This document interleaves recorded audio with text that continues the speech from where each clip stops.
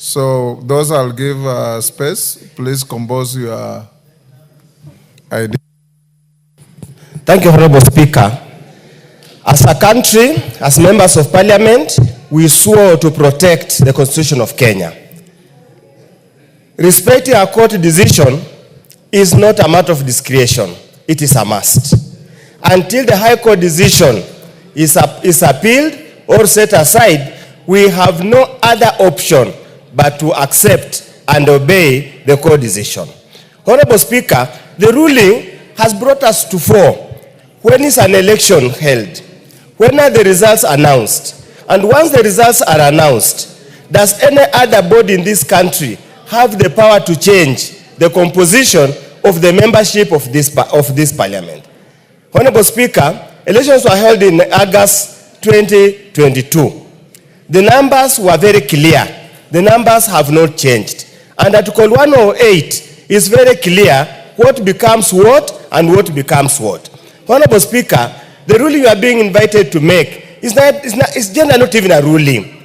Until we annul the court order, then we have no choice that the decision you made has been annulled, and the decision you made then was to say Kwanza was the majority party. The other opposite is very simple, straightforward.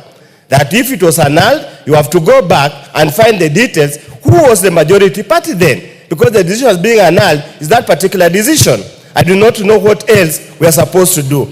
On the issue of your position as speaker and the member of for the Kenya party, is neither here nor there. Because that's, we leave it to your conscience. Whether it impacts your impartiality or not, we leave it to your conscience. You are an elder. We respect you. We not want to go into that matter. Thank you, Honorable Speaker. Bissau.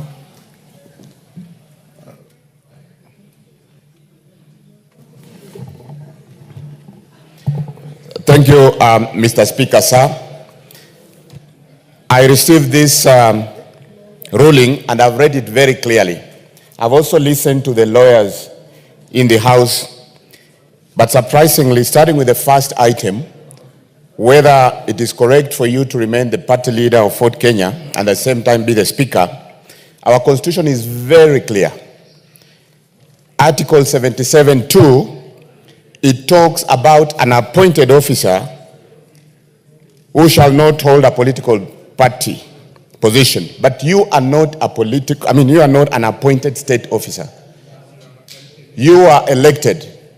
And my neighbor here, Dr. Bokosa, I remember he was your chief agent. And many of us voted for you, including my brother, your senior counsel, your learned friend, Atendo Molo, who actually voted for you.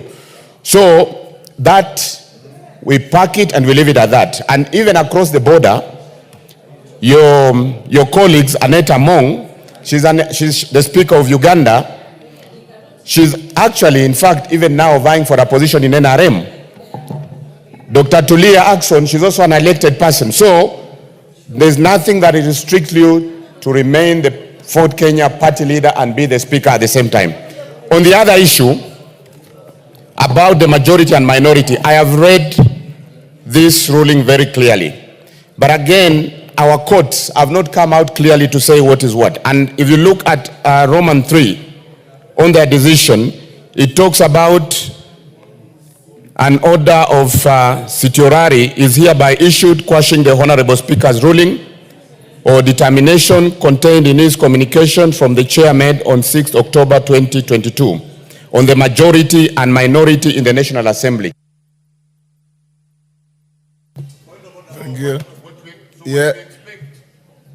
Give him half a minute. What we expect is our courts to be giving us very clear ruling. The court is telling you retreat and tell us who is the majority in this case. They've mentioned both the minority and the majority, and they're not saying who is what. So we also expect that our courts give us very, very clear direction. So what we require from you, Chair, is to give us direction and give us a decision to know who is actually the majority and who is the minority. Thank you, Mr. Yes, Kimani Chungwa.